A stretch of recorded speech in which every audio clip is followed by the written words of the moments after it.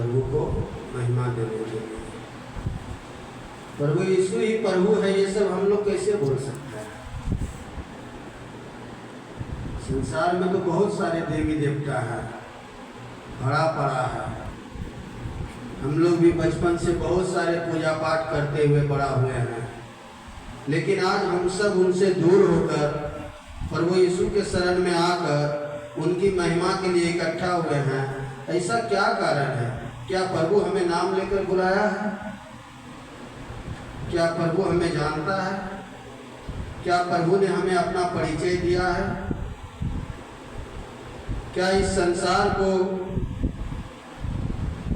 प्रभु आज पूरे विश्व में सबसे ज्यादा प्रभु यीशु को मानने वाले लोग हैं? ऐसा कैसे हो गया?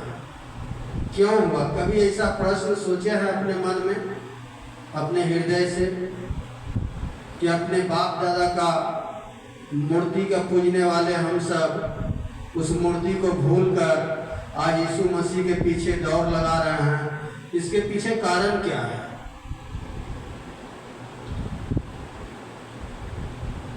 यीशु नाम, वो नाम में इतना सामर्थ है कि उस नाम से आज शैतान को सबसे ज्यादा जलन होता है। और अगर कहा जाए सच में, तो शैतान के रूप में आज संसार में हम लोग देख सकते हैं कि अगर कोई चौराहे पर एक दारू का दुकान खोल दे तो किसी को कोई तकलीफ नहीं होगा, लेकिन घर के बाहर अगर आप यीशु मसीह का नाम लिख दीजिए तो लोगों को तकलीफ होने लगता है। दूसरा दिन देखिएगा कि वो बोर्ड वहां से गायब हो गया। तो इसके पीछे कारण क्या है? क्यों ऐसा होता है? और यीशु के नाम से ही आज पूरे संसार में भगदड़ मचा हुआ है। यीशु मसीह का आज हम सब थोड़ा संक्षेप में उनसे, उनके कामों का, वही सच्चा परमेश्वर है, उस विषय में हम सब आज थोड़ा सा मनन करेंगे और उस विषय में थोड़ा सा जानने का चेष्टा करेंगे कि आखिर यीशु मसीह है कौन, और यीशु मसीह के नाम में वो सामर्थ है, वो हम सबको छुड़ाने का सामर्थ्य रखता है, हमारे बंधनों को तोड़ने का सामर्थ्य रखने वाले एकमात्र जीवित परमेश्वर है। और इस बात पर हम लोग आज मनन करेंगे, क्योंकि हम सब जानते हैं प्रभु यीशु का जन्म एक छोटे से देश इजराइल में हुआ था। इजराइल एक छोटा सा कंट्री है, जैसे कि वेस्ट बंगाल हमारा जो एक राज्य है, इस राज्य से भी छोटा वो इजराइल एक देश है। और उतना छोटा सा देश में प्रभु यीशु मसीह का जन्म होता है।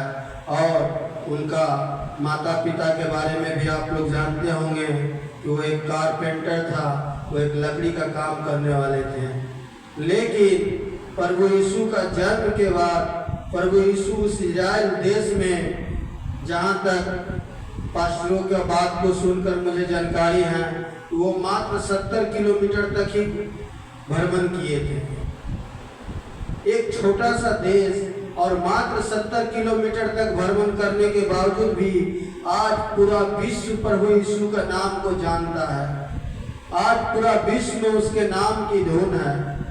हाल फिलहाल में सुने होंगे अमेरिका का राष्ट्रपति पूरे मंच पे खड़ा होकर पूरे सभा में प्रभु यीशु मसीह का नाम का गुणगान किया।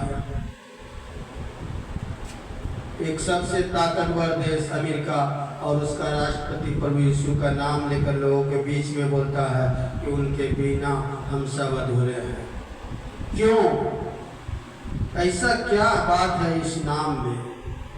उस नाम को आज हम सब जानने और समझने का कोशिश करेंगे।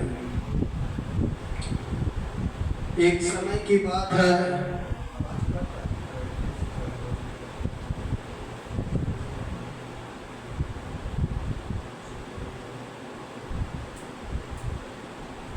समय की बात है जब हम और सोनू भाई इस गोबरा में रहते थे और बहुत ही हम लोग का जीवन में अपने जीवन को हम याद करते हैं। हम अपने जीवन की संक्षिप्त में थोड़ा सा गवाही देते हैं आप लोगों के बीच। हम लोग का जीवन पूरा नरकमय उसको कहा जाए कि नशा करना, दारू पीना, गांजा, भांग, इधर उधर की बातें, हंसी ठट्टा, यही करने में हम सब सारा दिन बिताते थे। लेकिन वचन कहता है कि मैं तुमसे प्रेम करता हूँ, मैं तुम्हारा नाम अपने हथेली में खोद कर लिखा है। और इस बात का अनुभव हमें होता है तब जब प्रभु यीशु का वचन हमारे पास पहुँचता है। और एक क्या नाम सर,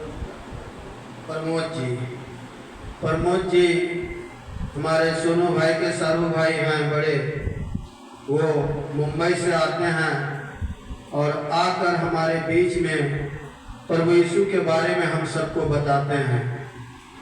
और जब वो प्रभु यीशु के बारे में बताते हैं और वो अपना जीवन के बारे में बोलते हैं कि देखो मैं कितना शराब पीता था, कितना नशा करता था और आज मैं कुछ भी नहीं करता हूँ, तो हम लोगों के मन में आया कि ये आदमी हो सकता है झूठ बोल रहा है या दिखावटी कर रहा है हम लोग के बीच में। लेकिन वो कुछ दिन हमारे बीच में रहा और हम उनको लेकर हाईवे में, दारू के ठेक में, जो हाईवे के बगल दुकानें हैं, वहाँ पे जाके बैठ के उनके सामने बैठकर हम लोग खा पी रहे हैं, लेकिन वो चुपचाप बैठकर हम लोग को देख रहे हैं। जब ये परिस्थिति को मैंने देखा तो मेरे अंदर में थोड़ा सा उस नाम के प्रति दिल जागा कि ऐसे कैसे हो सकता है कि कोई इंसान जो डेली दारू पीता हो। मैं सोनू भाई का शादी में भी गया था, उस शादी में भी मैंने देखा था कि प्रमोद जी बहुत पी लिए हुए थे दारू। और जो इंसान दारू पीकर रात दिन पीने वाला इंसान हो और आज मैं उनके सामने बैठकर पी रहा हूँ, लेकिन वो चुपचाप देख रहा है, लेकिन एक भी बार नहीं पीने के लिए तैयार हुआ। जबकि हम लोग उनको बोले कि अरे पीजिए ना, कुछ नहीं होगा, एक बार और पी लीजिए, थोड़ा सा पी लीजिए, नहीं, ना तो ना। तो ये चीज देखकर मेरे हृदय में आया कि नहीं, जरूर इसमें कुछ सच्चाई है, जरूर इनके बातों में कोई सच्चाई है जिस कारण से इनका मन बदल गया है। तो क्यों ना हम भी इस नाम को थोड़ा जाने और पहचाने। इस वजह से हम यीशु के नाम के पीछे थोड़ा थोड़ा करके चलना आरंभ किए। जब हम उस नाम के आगे चलने लगे तो हमारे जीवन में भी बहुत प्रकार के चमत्कार कह लें, बहुत से गवाही हैं जो हमारे जीवन में भी हुई है। और इसी बीच हमारा एक मसीरी बहन, उनको गले में कैंसर हो गया था और उस कैंसर के वजह से वो बहुत परेशान थी और उनको केमो भी लगता था और केमो लगने के कारण उनका सर का पूरा बाल उड़ गया था। तो इस बीच मुझे लगा कि उनको प्रभु यीशु के बारे में बताया जाए और मैं उनका घर गया और उनका घर पे जाकर प्रभु यीशु के बारे में उनको बताएं और बताने के बाद उनको लेकर हम पंजाब गए। पंजाब में मास्टर भजिंदर सिंह के यहाँ एक प्रोग्राम होता है, उस प्रोग्राम में उनको पहुँचाए और जब वहाँ गई तो उस मास्टर से ले हैंड कराया और ले हैंड प्रेयर कराने के बाद वापस जब वो आती है पटना हॉस्पिटल में अपना रिपोर्ट दिखाती है और रिपोर्ट में सारा रिपोर्ट उनका नॉर्मल आता है। और जब ये बात मुझे पता चलता है तो मैं मन ही मन बहुत धन्यवाद करता हूँ परमेश्वर का और मैं लाइव वीडियो अक्सर बजेंद्र सिंह का देखा करता था, तो मैंने क्या देखा कि वो वापस पंजाब गया है और जाकर वहाँ जाकर वो गवाही दे रही है कि मैं कैंसर का पेशेंट था और प्रभु यीशु के नाम से वो रोग मेरे अंदर से चला गया। तो इस बात पे हम लोग थोड़ा ताली बजाएंगे और प्रभु का महिमा करेंगे। धन्यवाद हो पिता परमेश्वर, परमेश्वर के नाम में वो सामर्थ है कि वो हमारे जीवन को बदल सकता है, वो हमारे हृदय को बदल सकता है, हमारे पुराने जिंदगी को बदल कर हमारे अंदर नया मन देने का सामर्थ्य रखता है। वो सर्वशक्तिमान परमेश्वर प्रभु यीशु मसीह है। तो हम लोग सुन रहे थे कि प्रभु यीशु का जन्म एक छोटा सा देश इजराइल में हुआ और उस देश में मात्र 70 किलोमीटर के एरिया में प्रभु यीशु ने प्रचार किया। उनके बावजूद भी आज पूरा विश्व उस नाम को जानता है। अगर इसमें सच्चाई नहीं होती तो ये पूरा विश्व इस नाम को नहीं जानता। आज हर ग्राउंड में, हर चौराहे पे प्रभु यीशु का वचन का प्रचार होता है, भले लोगों को पता ना हो। अभी हम लोग यहाँ पर 10 जन बैठ के आराधना कर रहे हैं, कुछ जन गोबरा में कर रहा है, कुछ जन चंडी तल्ला में कर रहा है, कुछ जन डानपुनी में कर रहा है। इस तरह से संपूर्ण भारत में भी आज प्रभु यीशु के नाम की महिमा हो रहा है। अगर लोग कहते हैं कि धर्म परिवर्तन कर लिया, धर्म नहीं, ये मन का परिवर्तन है। अगर धर्म परिवर्तन करना पड़ता तो उसके लिए नियम है, कानून है, कोर्ट जाएंगे, कचहरी जाएंगे और हमें कोई नहीं रोक सकता है, चाहे हम किसी भी धर्म को अपना लें, क्योंकि हमारा संविधान यह अधिकार देता है। लेकिन जिसने भी यीशु को चखा, उनके हृदय से बातें करे, वो आपको बताएगा कि वो धर्म को नहीं बल्कि जीवन को बदलने वाला परमेश्वर है। और बाइबल में एक छोटा सा कहानी को हम लोग देखेंगे कि एक अंधा व्यक्ति सड़क के किनारे बैठकर भीख मांगा करते थे और वो लोगों से आशा यही रखते थे कि मुझे कुछ पैसा दे दे।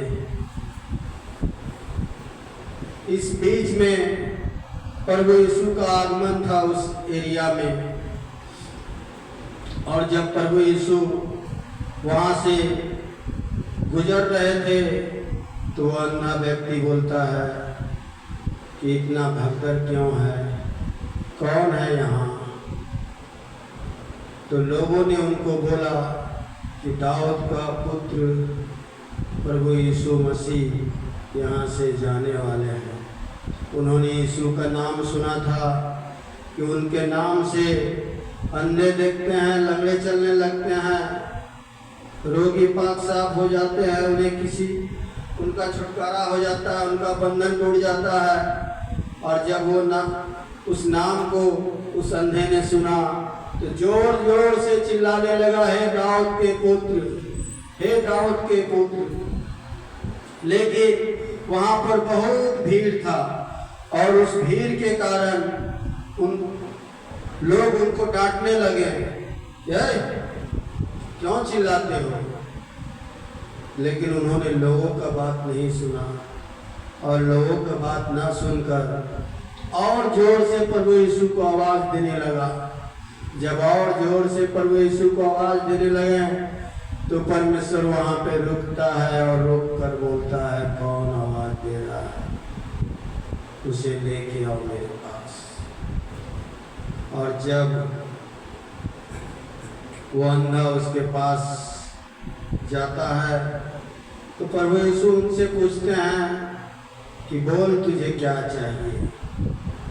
परमेश्वर जानता है कि तुम्हें क्या चाहिए, परमेश्वर जानता है कि हमें क्या चाहिए। फिर भी परमेश्वर पूछता है कि बोल तुझे क्या चाहिए। वो आपके मुंह से सुनना चाहता है, वो आपके जवान से निकलना चाहिए।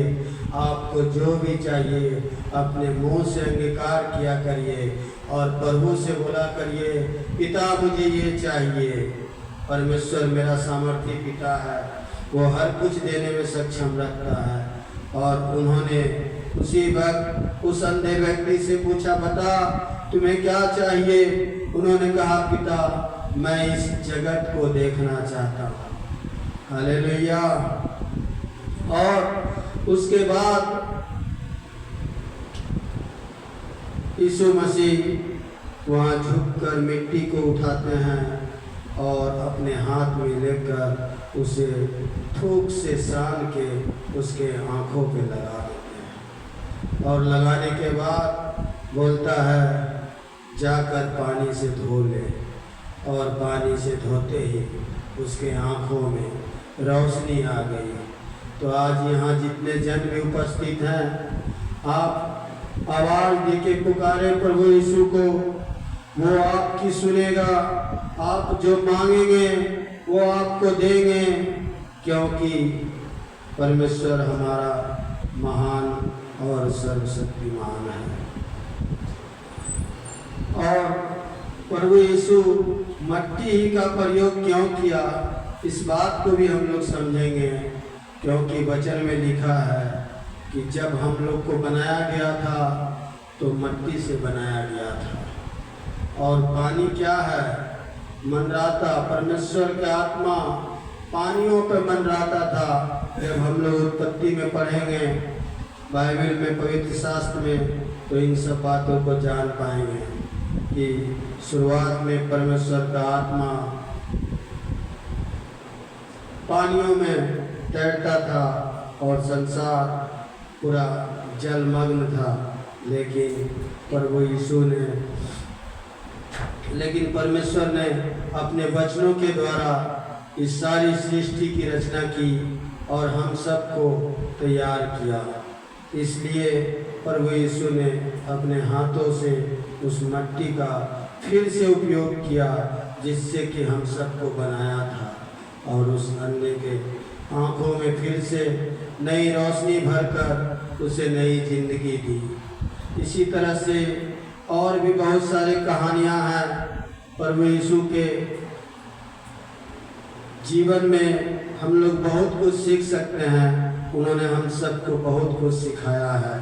प्रभु यीशु एक परमेश्वर होकर भी हमारे बीच एक साधारण मनुष्य के रूप में आए, और साधारण मनुष्य के रूप में आकर उन्होंने अपना सेवा नहीं ली, बल्कि स्वयं लोगों का सेवा किया, ताकि हमारे बीच में ये मैसेज जाए कि कोई अपने आप को महान न समझे, हर कोई एक दूसरे से प्रेम करे और अपने प्रेम को बांटे और अपने अंदर जो कमियां हैं उसको देखें।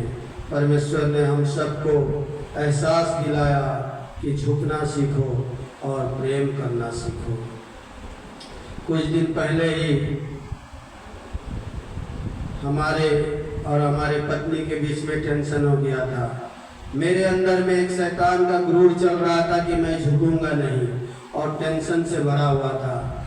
लेकिन उसी बीच परमेश्वर का दास हमारे बीच में सोनू जी आए, और उन्होंने आकर प्रभु के वचन के द्वारा हमारे हृदय को बदल दिया और हमें झुकना सिखाया।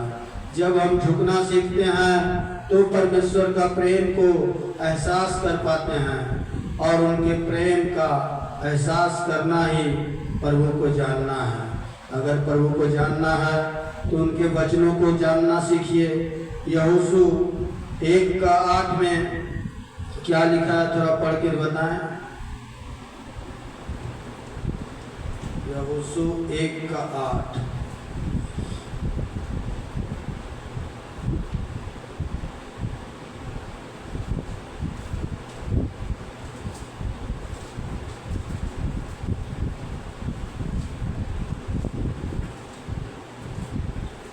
व्यवस्था की यह पुस्तक तेरे चित्त से कभी न उतरने पाए, इसी में दिन रात ध्यान दिए रहना। हालेलुया। क्या बोल रहा है? व्यवस्था की ये पुस्तक, कौन सी पुस्तक?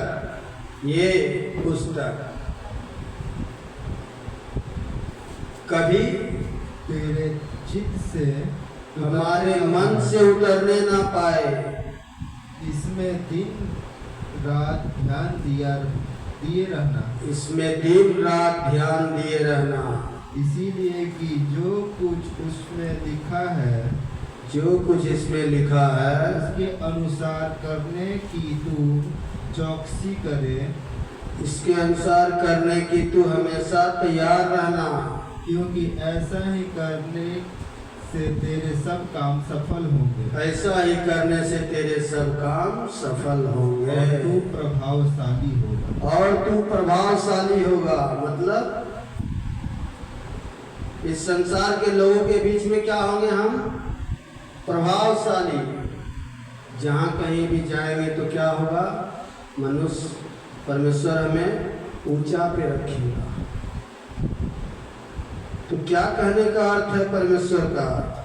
इस वचन को अपने चित्त से लगाए रख, यानी कि इस किताब को, ये किताब नहीं है, ये परमेश्वर का वचन है। ये परमेश्वर का क्या लिखा है? उत्पत्ति में शुरुआत में बोलता, आदि में वचन था, वचन परमेश्वर के साथ था और वचन ही देहधारी हुआ। तो ये क्या है? स्वयं परमेश्वर है।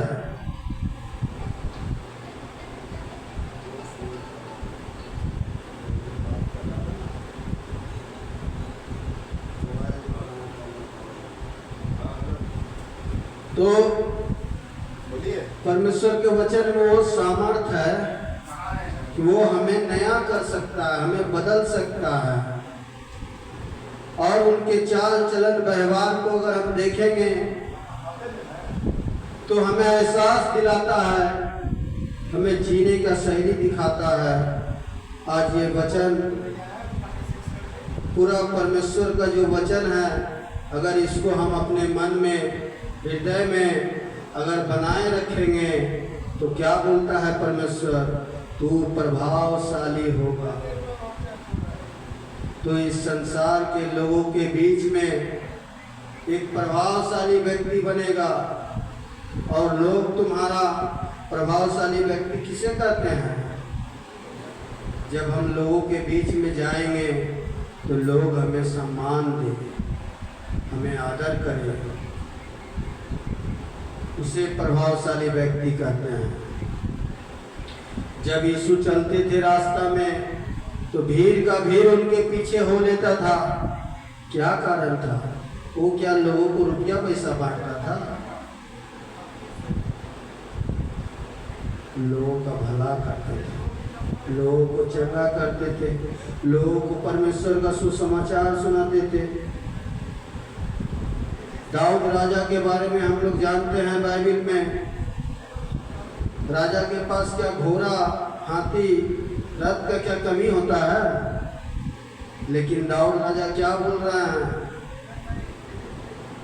किसी को अपने रथों का भरोसा है, किसी को अपने घोड़ों पर भरोसा है, लेकिन मुझे तो अपने परमेश्वर यहोवा पे भरोसा है। एक राजा होकर अपने मन को झुका कर क्या बोल रहा है?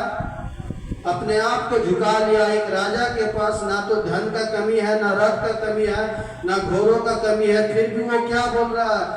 किसी को भी इस चीज का घमंड हो सकता है, परंतु मुझे इन सब 40 चीजों से कोई घमंड नहीं है।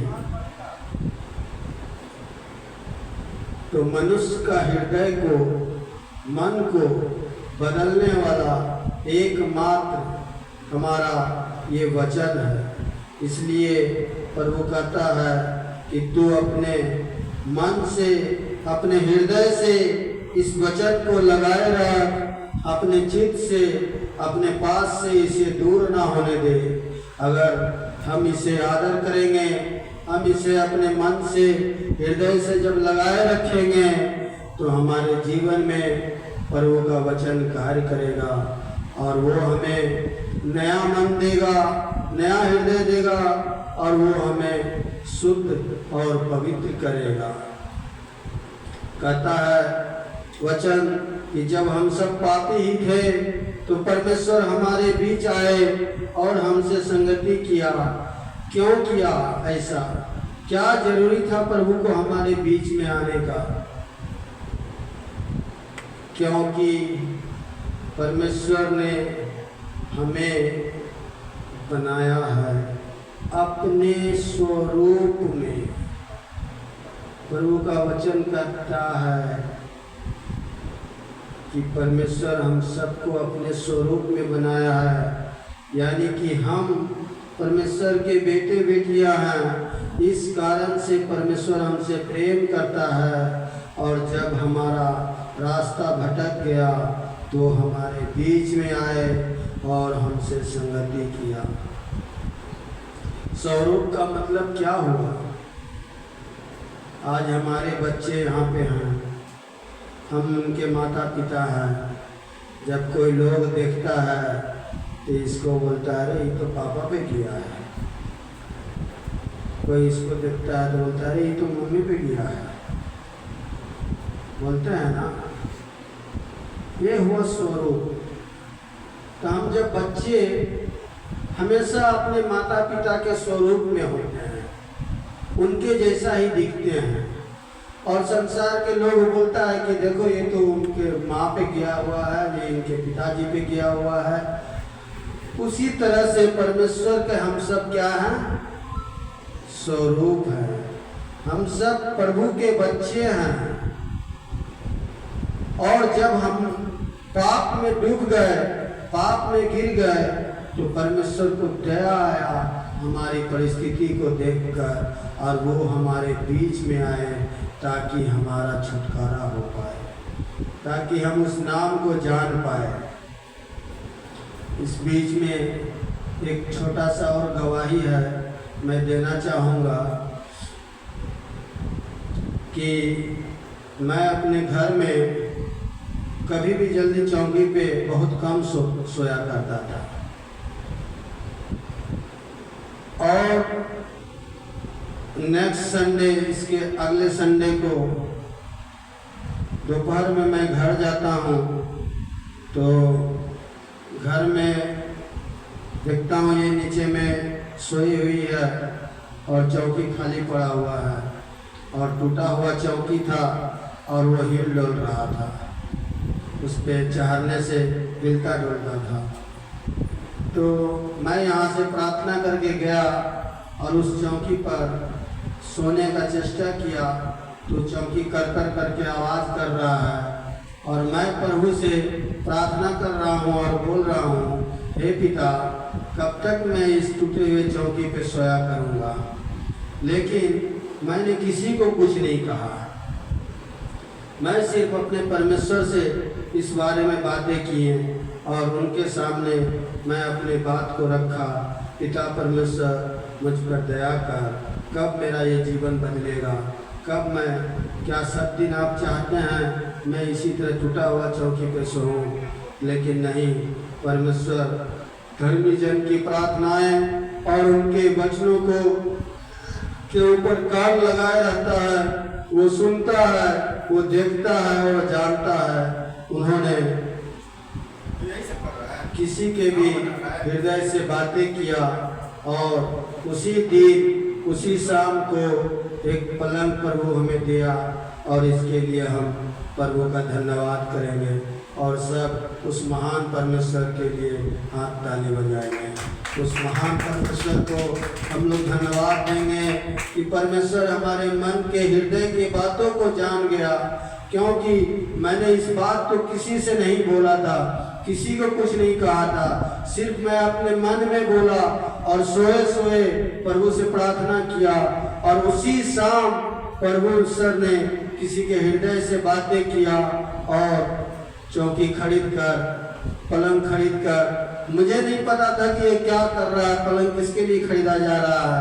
अंत में बोलता है मेरे से आप अपने घर लेके जाइए। तो ये है हमारा महान परमेश्वर। परमेश्वर आपके हृदय की बातों को जानता है, आपके मन में क्या चल रहा है वो जानता है। इसलिए परमेश्वर इस पृथ्वी पर आया, वो नाश करने नहीं बल्कि इस पृथ्वी को अपने लोगों को बचाने के लिए आया। जो भी परमेश्वर से दूर है उन्हें अपने समीप लेकर आने के लिए आया। आज संसार पूरा भटक गया है, अपने मन की मूर्त बनाकर उनके पीछे में परेशान है। लोग जान नहीं पा रहे हैं, पहचान नहीं पा रहे हैं कि सच्चा परमेश्वर कौन है। लेकिन प्रभु यीशु मसीह इस जगत में आए और मनुष्यों के बीच में डेरा किया। उनके बाद भी आज बहुत सारे लोग उनको नहीं जान रहे हैं, नहीं पहचान पा रहे हैं। लेकिन वचन कहता है कि बिना उनके नाम के हमारा जीवन में कोई उद्धार का काम नहीं हो सकता है। और प्रभु यीशु इसलिए जगत में आए वे अपने लोगों को अलग करे। एक बहुत सारे दृष्टांत देकर प्रभु यीशु हम सबको बताने का चेष्टा किया है। जब हम बाइबिल को पढ़ेंगे तो बहुत सारी छोटी छोटी कहानियाँ, घटनाएं हमें प्रभु के समीप जाने के लिए बुलाते हैं, क्योंकि हम सब पापी थे। कोई भी मनुष्य ये नहीं बोल सकता है कि मैं पापी नहीं हूँ। हम सब पापी हैं और हम सबको परमेश्वर का अनुग्रह का जरूरत है। बिना उनके अनुग्रह के हम इस संसार से अपने आप को छुटकारा नहीं दिला सकते हैं। इसलिए हम सबको जरूरी है कि इस वचन को थामे रखें, अपने हृदय से लगाए रखें, अपने चित्त से लगाए रखें। क्योंकि अगर तू इस वचन को अपने हृदय से लगाए रखेगा तो तू क्या होगा? प्रभावशाली व्यक्ति बनेगा और मनुष्यों के बीच में तुम्हारे नाम की बड़ाई होगी। एक उराव पुत्र के बारे में हम लोग वचन में देखते हैं कि उराव पुत्र में एक कहानी क्या देखते हैं कि एक पिता है, उनका 2 बच्चा है।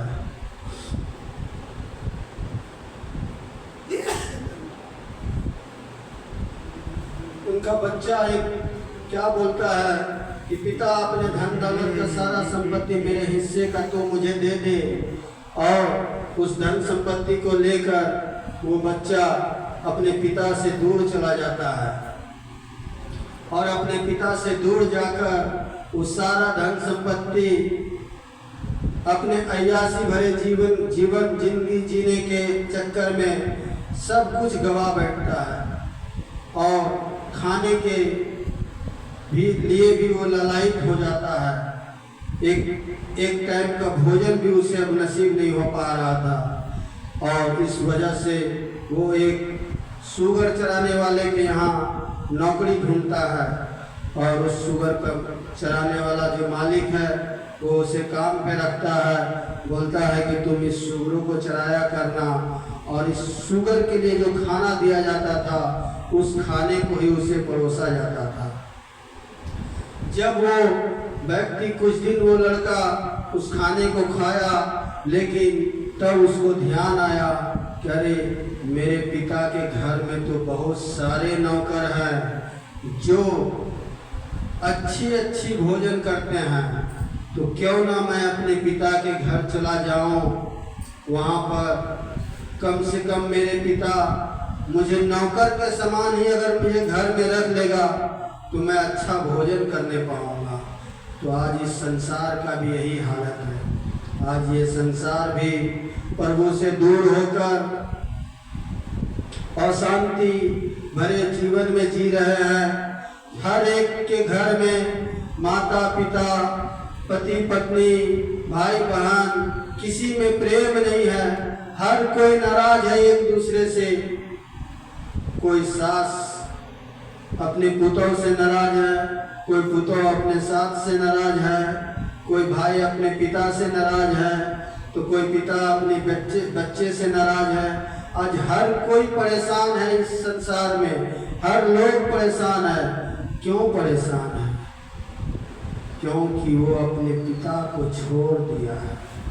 वो अपने सर्वशक्तिमान